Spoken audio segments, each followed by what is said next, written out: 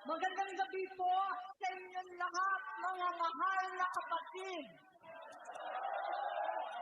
Ka-Israel, ka-Bien, ka-Earth, ka-Arnel, lahat ng ating minamahal na kapatid.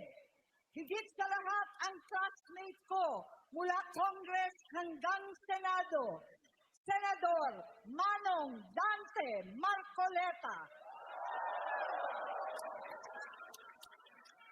Napakahirap po ang pumunta, tumayo, at magsalita sa inyong harapan.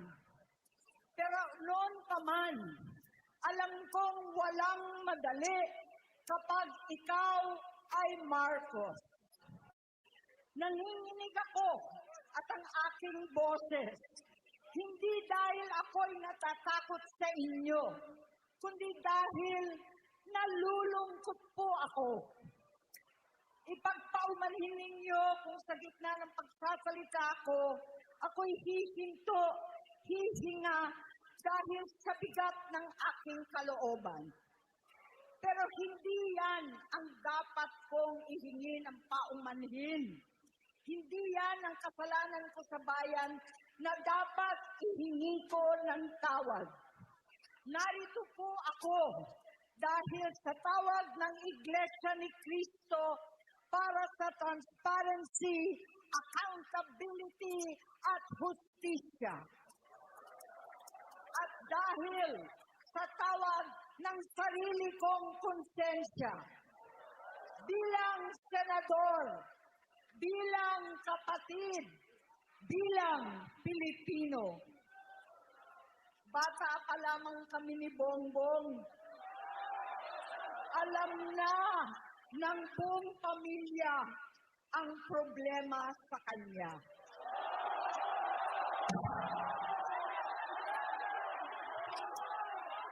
Sa totoo lang, mababasa naman ng lahat ang mga testimonya ng aking ama patungkol sa kanyang ugali at gawain. Noon, dahil may tatay pa kami, hindi ko pa siya responsibilidad. Noong tumatanda, ay mas naging nakakabahala. Batid ko na nagda-drug siya.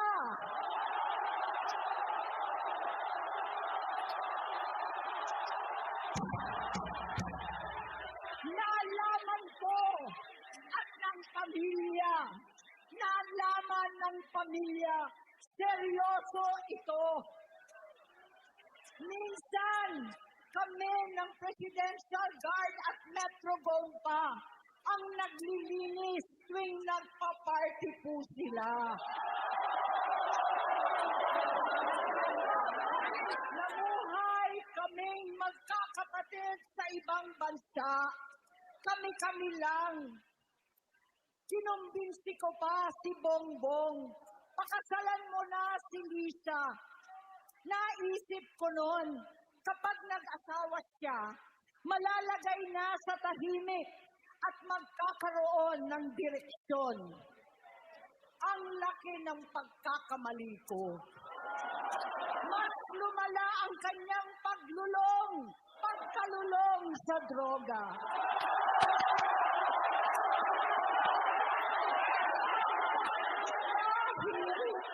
Parehas pala silang mag-asawa.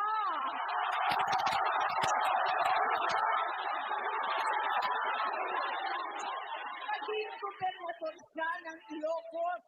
Alam ng mga tao doon na halos hindi siya pumapasok. Tuwing ko kumprontahin ko siya, ay nagsasabi siyang magbabago na siya, aalisin na niya ang bisyo. Hanggang sa may nagsumbong na naman sa akin na sa paggising pa lang sa umaga, kasabay ng almusal, marijuana pala.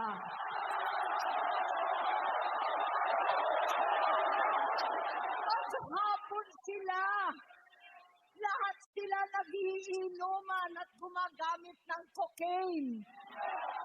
Kasama ng asawa at barkada. ng ama ko. Pinastigo ko ang mga barkada niya.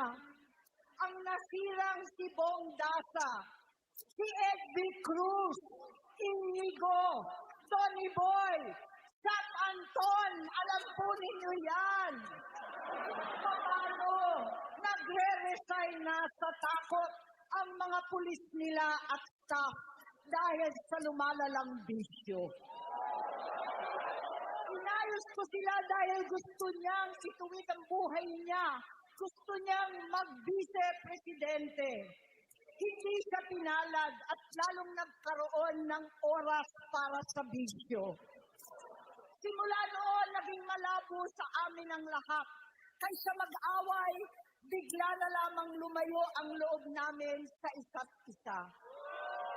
Noong 2016, kasabay ng kampanya ni dating Pangulong Duterte laban sa droga, lumabas ang pangalan ni Bongbong sa listahan. Nakasama siya sa listahan ng mga celebrities, mga artista, Maricel Soriano at iba pa. Masinsinan kong kinausap si Pangulong Rodi. Halos manikluhod ako. Sinabi kong ayon sa kapulisan, dapat unahin, usigin ang mga pusher at saka na lamang sagipin ang mga user. Naligtas si Bongbong. Labis ang takot ko at pag-aalala.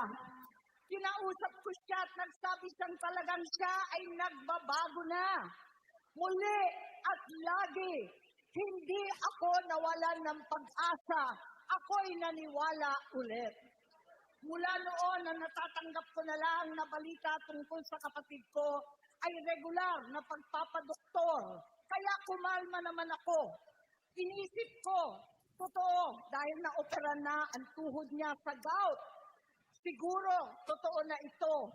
Hanggang nito, na lamang nalaman ko na tuloy ang paggamit niya sa mga party na garapalan naghakain ng droga.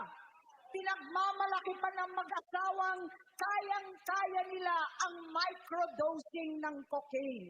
Hati-hatiin daw para 4 na beses sa isang araw. Hindi mabibisto. Ang pampapadoktor, pinalabas nilang pag-stem cell. Nagpapalit daw ng dugo, nagpapa-blood transfusion. Kayang-kaya raw, hindi ko maintindihan ang pinagsasabi. Noong 2021, kahit papano, nagkikita kami at nagkakausap. Sumamba siya sa akin, talagang hinintunan niya. Naniwala ako kasi sabi niya, gusto niyang tumakbo. Ang sabi ko, tutulong ako sa abot ng aking makakaya. Ipinakilala ko si Bongbong kay Inday. Naging magkatandem sila. Pagkatapos noon ay biglang hindi na niya ako ulit kilala. Kahit si Inday, nagtataka, bigla ako na isapwera. Kahit ganon, nangampanya pa ako para sa kanya, kahit si Inday na lang ang aking nakakausap. Hindi ko alam bakit ako nakaban sa headquarters nila sa Mandaluyong. Hindi ko alam bakit walang nagre-report sa akin tungkol sa kampanya.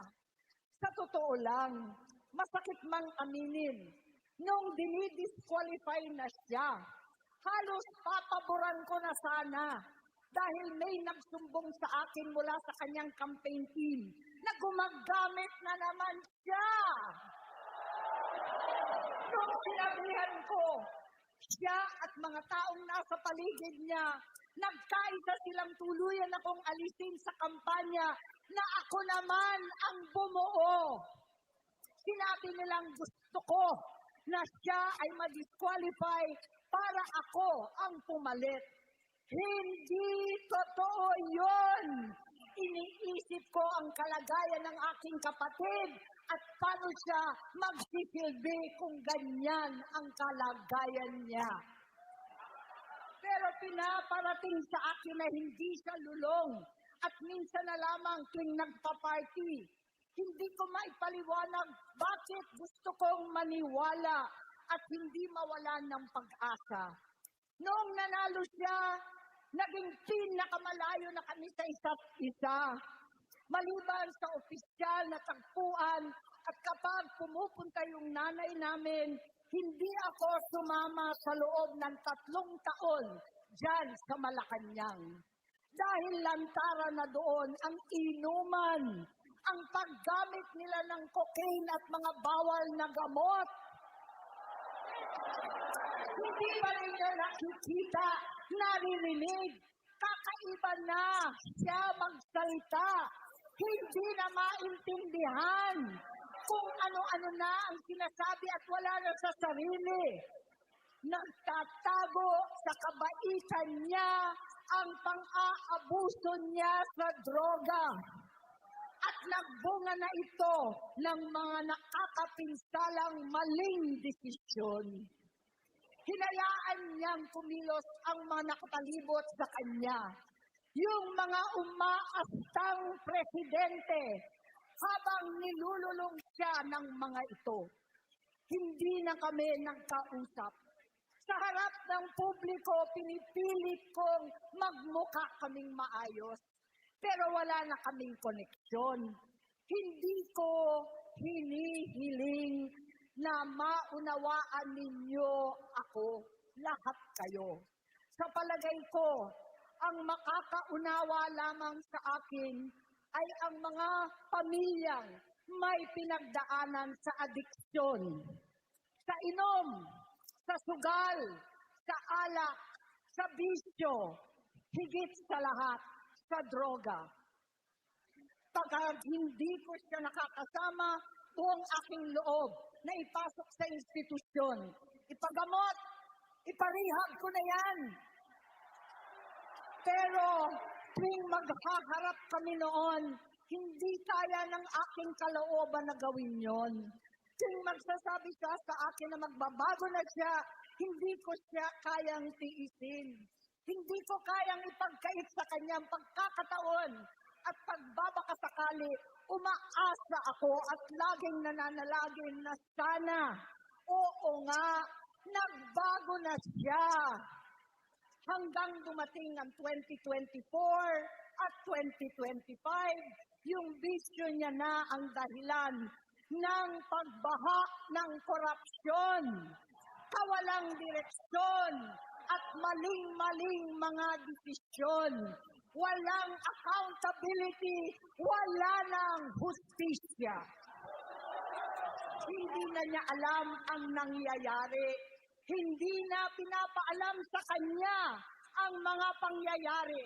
Sinamantala ng mga ito ang paggamit niya ng droga. Kinangkam na nila ang kaban ng bayan habang ang mga dating tumatawag sa amin ng magnanakaw ay nakakita ng pagkakataon sirain ang lahat. Nagagamit na nila si Bongbong para sirain si Inday. Itinutulak pa nila si Bongbong at ang bayan sa bangin para umastang tagapagligtas. Mula sa pagtraidor at pagpapahamak kay VP Inday, sa confidential funds na kung tutuusin ng galing naman sa opisina ng Pangulo, hanggang sa pagpadukot sa dating Pangulong Duterte para itapo na lamang sa ibang bansa. Ang kabaitan ni Bongbong ay naging kalupitan. Garapalan ng pagtatakip sa kanya ng mga nasa Congress, sa Senado, mga miyembro ng kabinete.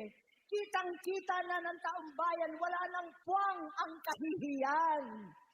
Para bang nauulit ang bangungot ng kasaysayan dinanas namin noon. 68 years old po ang tatay ko nung pinatalsik sa pwesto. 68 years old na rin si Bongbong ngayon. November 17 din, noong 2021, nung nakumbinsi ko si Inday na mag-vise kay Bongbong. November 18 po, bukas, ang ikatlong araw natin. 9 na taon na nakakaraan, saktong November 18 pa talaga, na pinalibing ni Pangulong Duterte ang tatay ko sa libingan ng mga bayani. Halo-halo na ang aking nararamdaman, pero alam kong ito ang dulo at hangganan ng aking pagtitiis at pananahimik. Hindi na tayo mananahimik! Dahil nalaman kong pati ang mga anak niya ay nagdodroga na. Kinasusuklaman ko pa ang pag-alok ng mag-inang si Sandro ng droga ang aking mga anak at iba pang mga kamag-anak. Yan ang hindi ko na mapapalampas. Sa loob ng halos 4 na dekada, wala akong ibang pinangarap kundi maipakita sa sambayanan na hindi kami masamang tao. Hindi masama ang pamilya Marcos. Gusto kong ibangon ang dangal ng aking ama. Sa pamamagitan na nagpagtatrabaho para sa bayan, sinikap kong maging mabuting gobernador, kinatawan, senador. Hindi ako halos nagpapahinga para makapag-iwan sana ng legasiya na kapag sinabing Marcos, nabawi na namin ang tingin sa nakaraan. Ngunit sa kagustuhan kong maging responsableng anak, matupad ang pangako ko sa aking ama, nabigo akong maging mabuting kapatid. Naging mahina ako kay Bongbong. Sa kapulisan at sundalo, sa lahat ng mga leader at tagapagpatupad ng batas, siya ang Pangulo natin ngayon. Sinabi ko kung anong kalagayan niya ngayon. Tulungan niyo akong mapabuti ang kanyang kalagayan. Tulungan niyo akong matulungan siya. Hindi niya ako kalaban. Ang kalaban niya ay ang sarili niya. At nadadamay ang bansa sa laban na yan. Bilang senador at lingkod bayan, batid ko ang mga problema at gaya ng bayan, alam ko rin ano ang solusyon. Sa pagkakawatak-watak, patuloy na pamumulitika, pagnanasa sa kapangyarihan ng mga talunan naman, kaguluhan sa Mindanao, alanganing gyera sa China at Estados Unidos, kawalang pananagutan sa flood control scam, darapalang takipan, panggigipit sa hindi kaalyado, pagkakanulo sa kapwa Pilipino, pagdakip sa dating Pangulong matanda't may sakit upang ihagis lamang sa bansang dayuhan, pagsadsad ng piso, paglaganap ng gutom, paghihingalo ng ekonomiya, at pagsasawalang bahala sa taong bayan. Ang delubyo at kalamidad na nagdudulot ng parusa, ang korupsyon na nauwi sa kawalan ng tiwala at hustisya sa Pilipinas, sa kanyang pamahalaan, lahat ng yan ay masusolusyonan kung ikaw, aking kapatid, magsaayos ng iyong sariling kalusugan. Kapag humupa ang ingay sa politika, kapag umuwi na kami sa aming pamilya, hindi bilang senador, kundi bilang ate, bilang si Manang Aimee ni Bonget, kaya itong sasabihin sa harap ng taong bayan, sa harap ninyong lahat at sa harap ni Bongbong. Bonget, magtatatlong taon na tayong hindi nagkakausap. 3 taon ko nang sinusubukan muli na ako'y pakinggan. Siguro ngayon ay makakarating ng buo ang gusto kong sabihin.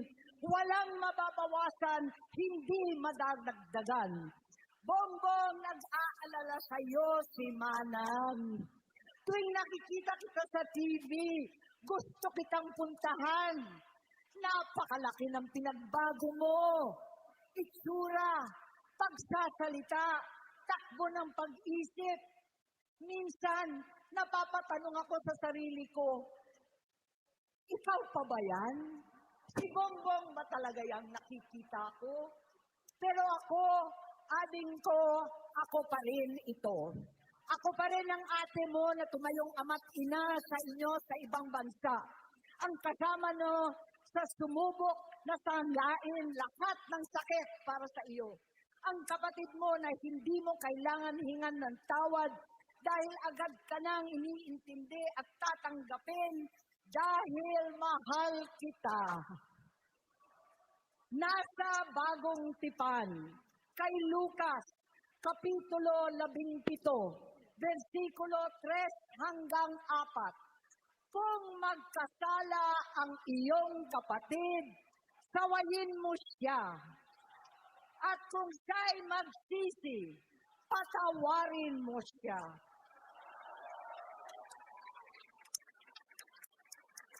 Tama na, ading ko. Tapusin mo na ang paghihirap mo at ng bayan. Gaya noong umalis tayo sa palasyo, kaya ko pa rin hawakan ang iyong kamay, huwag kang matakot. Malaki na ang dulot sa iyo ng droga. Sinisisi ko ang sarili ko dahil hindi ako nakinig sa mga sumbong. Hindi ako nakialam. Hindi ako maniwala. Pero hindi pa huli ang lahat. Tama na, ading ko. Magpahinga na tayo. Umuwi na tayo. Magpagamot, magpagaling at nangangako ako. Hindi ako malilingat, hindi ako magkukulang. Lahat ng kasama mo ngayon, hindi natin kasama sa pinakamadilim na bahagi ng buhay natin. Kasama mo sila ngayon dahil nasa taas ka pa. Ako at ang ating mga tunay na kapatid dito sa Luneta ang kasama mo kahit magdilim ulit ang lahat. Talikuran mo ang iniisip at ibinubulong nilang ambisyon. Unahin na natin ang kalusugan mo dahil sa adiksyon na bigyan mo ng malubhang karamdaman ang buong bansang Pilipino. Matatanda na tayo, sakitan na si Mami, alagaan na lang natin ang isa't isa. Kaliwat kanan man ang panghuhusga sa akin, malinaw sa aking puso na dapat mauna ang Diyos, ang bayan, pamilya at sarili. Hanggang sa mga oras na ito, Bonget, gusto kong malaman mo na hindi kita sinusukuan. Hindi ko kakayanin kung mapapahamak ka. Kaya hinihingi ko na tayo'y umuwi na, mamahinga alang sa iyong kalusugan. Kaya kung mabigo at mawala sa iyo ang posisyon, pero hindi ko kayang mawala ka sa amin. Ayusin mo ang sarili mo. Magpagamot, alisin ang droga sa iyong sistema. Wala akong ibang gusto, kundi gumaling ka, malampasan natin ito muli. Dahil wala akong ibang hinahangad bilang ate, kundi maging masaya ka, maging ligtas sa panganib, malusog, matagumpay sa buhay. Itama ang mali, labanan ang adiksyon, at ako hindi kailanman aalis sa iyong tabi. Susuporta at hindi titigil manalangin kasama ninyo dito sa Luneta at sa buong mundo. Dahil iyon naman ang tungkulin at ibig sabihin ng salitang, kapatid, kapatid, mabuhay kayong magkakapatid. Maraming salamat po, Senator Amy Marcos.